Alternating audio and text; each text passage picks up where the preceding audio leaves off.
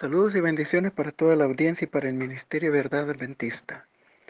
Agradezco a Dios la oportunidad de estudiar la lección número 11 programada para el sábado 11 de diciembre titulada Deuteronomio en el resto del Antiguo Testamento, y el versículo de memoria dice: solamente de tus padres se agradó Jehová para amarlos y escogió su descendencia después de ellos a vosotros dentro de todos los pueblos, como en este día. Deuteronomio 10:15. En nuestras Biblias encontramos la parte de la revelación divina en la Torá, conocida también como Pentateuco, los 5 primeros libros de Moisés, entre los cuales figura el libro del pacto llamado Deuteronomio, por su abundante exhortación a la obediencia de la ley, y su contenido figura en muchas referencias de otros escritores bíblicos del Antiguo Testamento. Nuestro estudio se centra en el impacto de este libro en el destino espiritual de la nación judía, como permanente recordatorio de la obediencia a la ley, como la referencia favorita para las reformas espirituales y en lo determinante de la reprensión del pueblo ante sus desvíos del Decálogo y de la Torá. Su uso e influencia en los escritos posteriores es evidente no solo en la importancia del contexto histórico, sino en el precedente que da por sentado de que las sendas antiguas nunca han perdido su valor, sino que gozan de una experiencia saludable de salvación a aquellos que las practican. La temática de la lección: estudiaremos las reformas en el tiempo del rey Josías, en el tiempo del varón Nehemías, del profeta Jeremías y de Daniel, y luego finalmente estudiaremos el enfoque de la verdadera religión por el profeta Miqueas. Finalizaremos luego con la aplicación personal. Comenzamos con la reforma de Josías. Este rey fue ascendiendo al trono en una edad muy temprana, a los 8 años de vida. Su atención hacia el templo y a la correcta adoración fue muy importante en su experiencia, a tal grado que el 12º año de su gobierno, la providencia divina le permite al sacerdote Hilcías encontrar el manuscrito del libro del pacto de Deuteronomio, que se había extraviado hace años. Segundo de Reyes 22:8.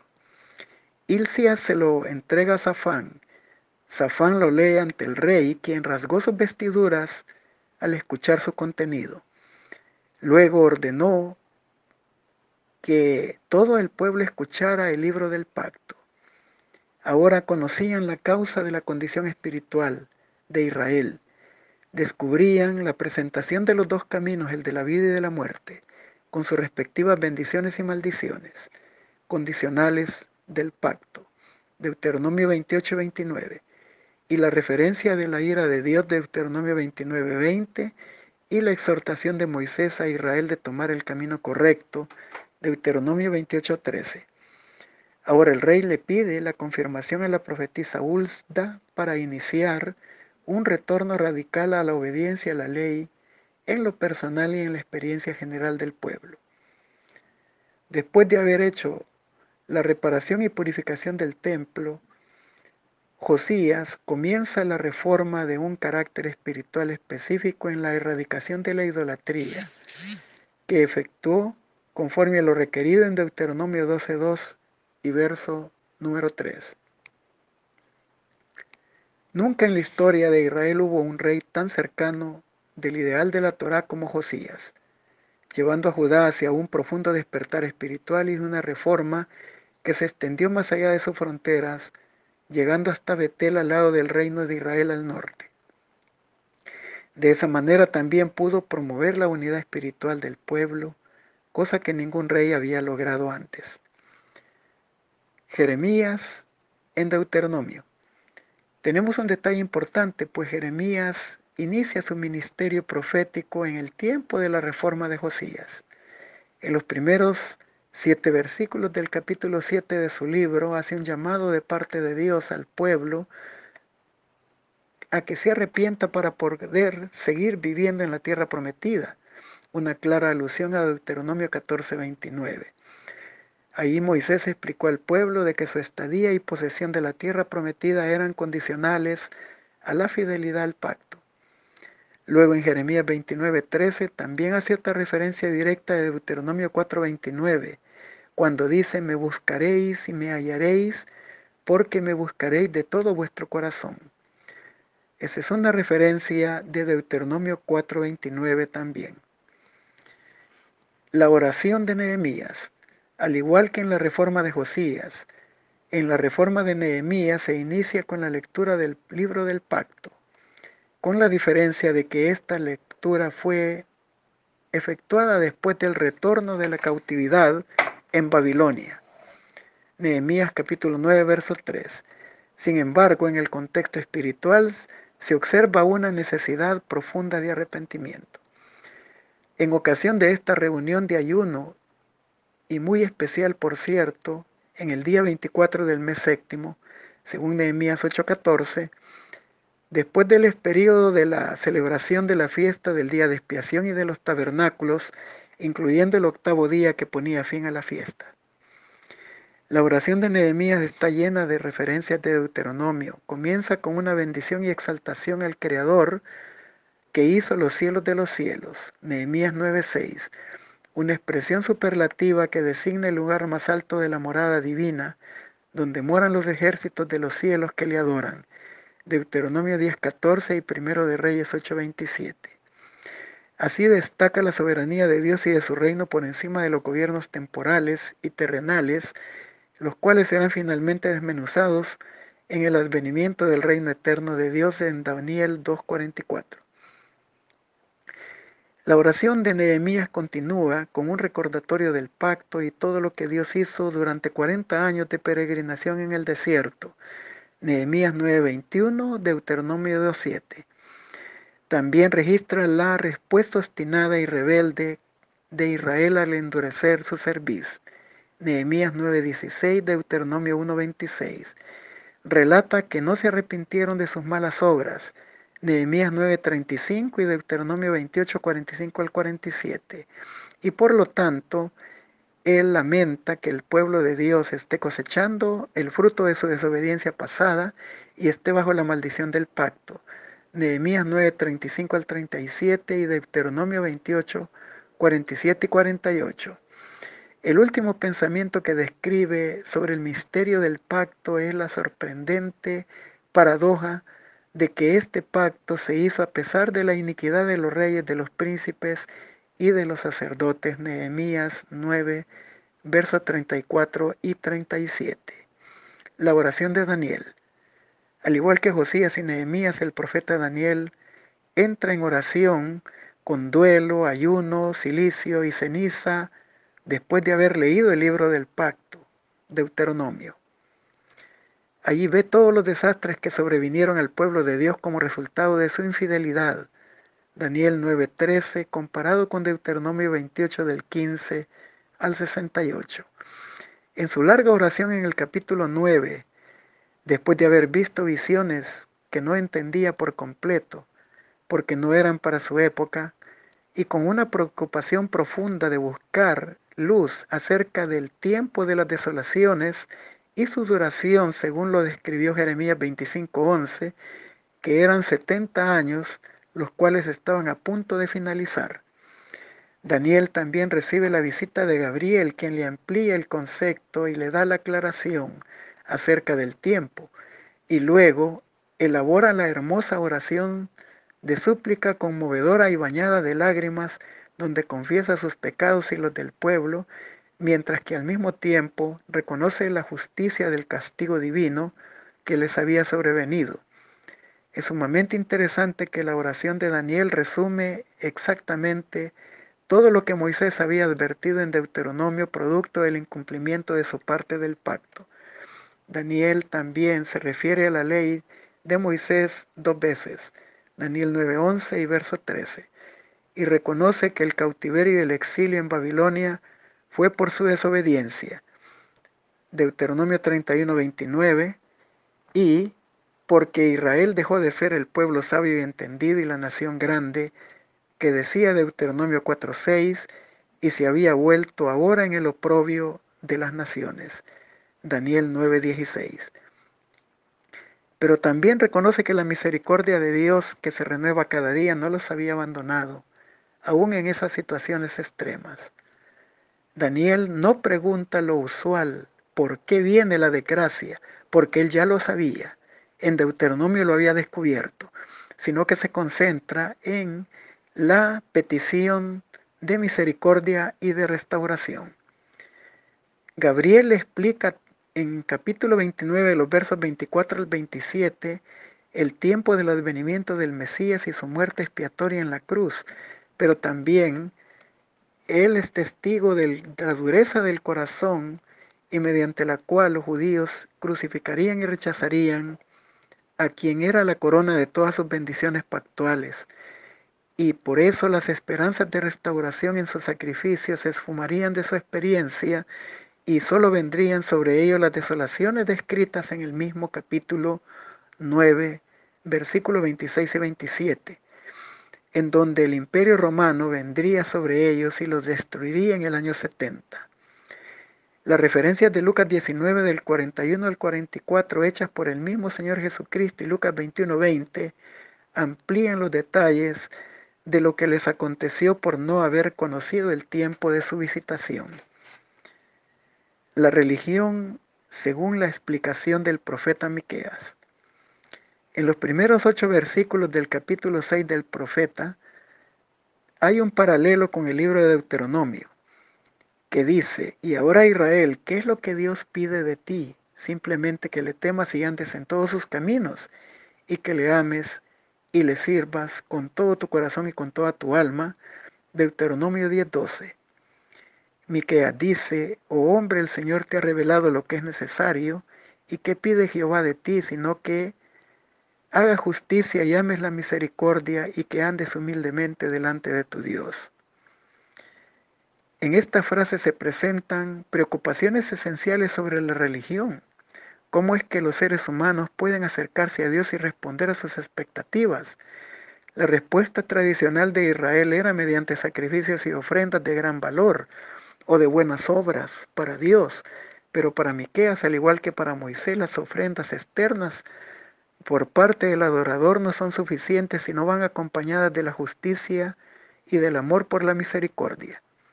Miqueas 6:8.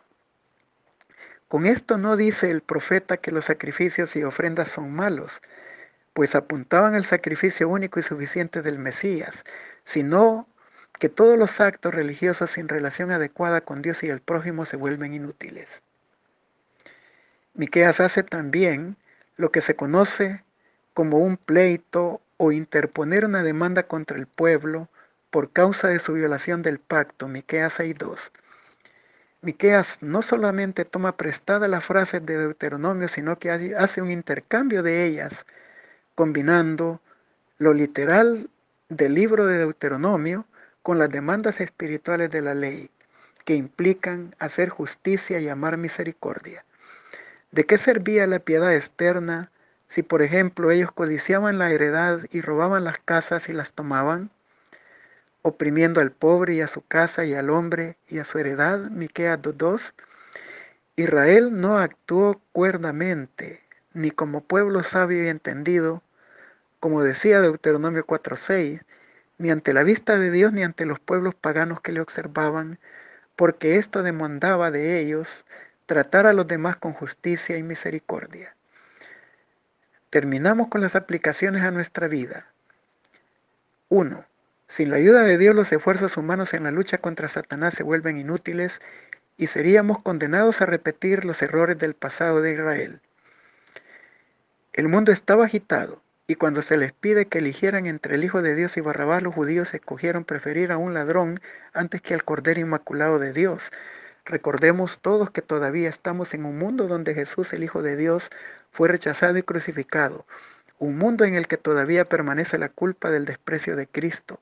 Y a menos que individualmente nos arrepintamos ante Dios de la transgresión de su ley y ejerzamos fe en nuestro Señor Jesucristo, a quien el mundo ha rechazado, estaremos bajo la plena condenación merecida por aquellos que eligieron a Barrabás en lugar de Jesús. La palabra guarda registro de los judíos y gentiles, de los reyes y gobernadores, de los ministros y sacerdotes y del pueblo. de todas las clases y sectas que revelan el mismo espíritu de envidia, odio, de prejuicio y de incredulidad, manifestado en aquellos que entregaron a la muerte al Hijo de Dios. Ellos reeditarían la misma actuación que si les presentara la misma oportunidad que tuvieron los judíos y el pueblo del tiempo de Cristo, y serían participantes del mismo espíritu que exigió la muerte del Hijo de Dios. Testimonio para los ministros, página 38. Segunda aplicación, la necesidad de un revivamiento espiritual y una reforma espirituales bajo la conducción del Espíritu Santo son parte de nuestra verdad presente para poder coronar nuestra victoria en el gran conflicto entre el bien y el mal. La mayor y más urgente de todas las necesidades es la de un revivamiento de la verdadera piedad en nuestro medio. Procurarlo debiera de ser nuestra principal obra. Debe de haber esfuerzo ferviente para obtener las bendiciones del Señor, no porque Dios no esté dispuesto a conceder las bendiciones, sino porque no estamos preparados para recibirlas. Nuestro Padre Celestial está más dispuesto a dar en el Espíritu Santo a los que se lo piden que los padres terrenales a darle buenas dádivas a sus hijos. Sin embargo, mediante la confesión, la humillación, el arrepentimiento y la oración ferviente, nos corresponde cumplir con las condiciones en virtud de las cuales ha prometido Dios concedernos una bendición. Solo en respuesta a la oración debe de esperarse un revivamiento. Mensajes Selectos, tomo 1, página 141. El pueblo de Dios no pasará a la prueba a menos que se produzca un revivamiento y una reforma. Testimonios para la Iglesia, tomo 7, 269. Deben de producirse un revivamiento y una reforma bajo el ministerio del Espíritu Santo. El reavivamiento y la reforma son dos cosas diferentes. El reavivamiento significa una renovación de la vida espiritual, un avivamiento de las facultades de la mente y del corazón, una resurrección de la muerte espiritual. La reforma significa una reorganización, un cambio en ideas y teorías y en hábitos y en prácticas. La reforma no producirá el buen fruto de justicia a menos que esté conectada con el reavivamiento del espíritu. El reavivamiento y la reforma harán su obra designada y al hacerlo deben fusionarse. De Review en Herald del 25 de febrero de 1902, Eventos de los Últimos Días 162. Tercera, solo Dios puede cambiar la condición de nuestro corazón y vida, y si nos volvemos a Él con sinceridad seremos ricamente bendecidos. Dios será para nosotros todo lo que le permitamos ser, con intenso fervor. Aprended el oficio de buscar ricas bendiciones que Dios ha prometido, y con un esfuerzo perseverante y decidido tendréis su luz y su verdad y su rica gracia. Clamad a Dios con sinceridad y alma anhelante. Luchad con los agentes celestiales hasta que obtengáis la victoria. Poned todo vuestro ser, vuestra alma, vuestro cuerpo y espíritu en las manos del Señor y resolved que seréis instrumentos vivos y consagrados, movidos por su voluntad, controlados por su mente e imbuidos por su espíritu. Contadle a Jesús con sinceridad vuestras necesidades. Se requiere de vosotros que con corazón afligido a causa de vuestro pecado digáis: sálvame, Señor, o pereceré. Para estas almas la esperanza es real. Ellas buscarán, pedirán, golpearán y encontrarán. Cuando Jesús haya quitado la carga del pecado que quebrante el alma, experimentaréis la bendición de la paz en Cristo. Nuestra elevada vocación, página 133. Cuarta aplicación. Necesitamos por la experiencia de la naturaleza verdadera de la religión. Los muchos sacrificios de los judíos y el fluir de la sangre para expiar los pecados por los cuales ellos no habían experimentado un verdadero arrepentimiento siempre fueron repugnantes para Dios. Las ofrendas costosas y una apariencia de santidad no pueden ganar el favor divino. Él exige por su misericordia un espíritu contrito, un corazón abierto a la luz de la verdad, amor y compasión por los semejantes y un espíritu que se niegue a ser seducido por la avaricia o el egoísmo. Los sacerdotes y gobernantes carecían de estos elementos esenciales para recibir el favor de Dios, y sus ofrendas más preciosas y más vistosas ceremonias eran una abominación a la vista del Señor. Comentario bíblico de Elena de White, tomo 4, página 1196. Y quinta y última reflexión. Necesitamos tomar en cuenta el consejo del libro del pacto y retomar el camino de las sendas antiguas. Considerad, mis hermanos y hermanas, que el Señor tiene un pueblo escogido, su iglesia que debe ser suya, su propia fortaleza que Él sostiene en un mundo rebelde y herido por el pecado. Y Él se ha propuesto que ninguna autoridad sea conocida en Él, ninguna ley reconocida por ella, sino la suya propia. Testimonios para los ministros, páginas 15 y 16. No dudamos que hemos sido bendecidos con este estudio acerca de la necesidad de un revivimiento y de unas reformas espirituales que aumenten nuestra devoción y vivencia en nuestra relación con Cristo y también con nuestros semejantes. Que Dios nos ayude a tomarlo en cuenta como un ingrediente vital e imprescindible para nuestra victoria en el conflicto final en el tiempo de angustia. Que gocemos un sábado muy especial en la presencia de Dios es mi deseo y mi oración.